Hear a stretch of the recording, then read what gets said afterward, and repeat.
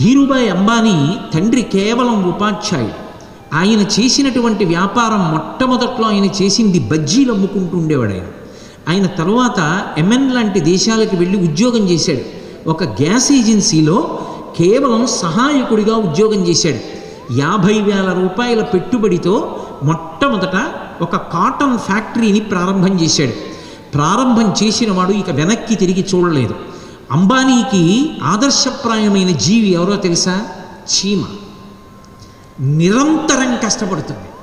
మనం బాగుపడాలనుకోవాలి, కానీ ప్రకృతి మనకి గురువు. ఒక చీమ మనం నడిచే మార్గంలోకి రాదు, ఒక గోడ అంచు పక్క నుంచి నడిచి వెళ్ళిపోతుంది.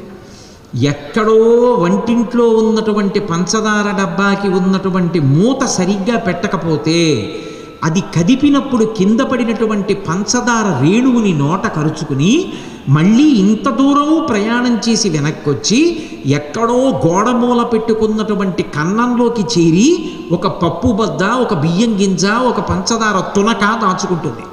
వర్షం పడినప్పుడు అది ప్రయాణం చేయలేదు, కొట్టుకుపోతుంది. వానాకాలంలో బయటికి రాకుండా గూట్లో కూర్చుని తను తెచ్చుకున్న పప్పు బద్ద, బియ్యం గింజ, పంచదార రేణువు తిని బతుకుతుంది.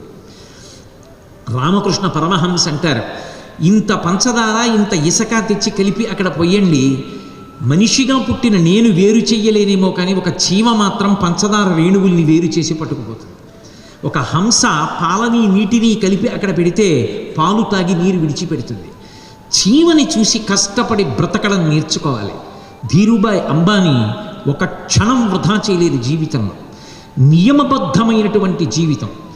చాలామంది మీ పిల్లల్ని ఉద్దేశించి మీరు తప్పు అన్న మాట నేను అంటలేదు. ఏదైనా సరే ఎక్కడికైనా బయలుదేరాలి అంటే ఒక ప్రణాళిక ఉండాలి. నేను ఇన్ని గంటలకి సభకి చేరాలి అంటే ఎంతసేపు ప్రయాణం చెయ్యాలి, ఖచ్చితంగా అన్ని గంటల అన్ని నిమిషాలకి బయలుదేరాలి.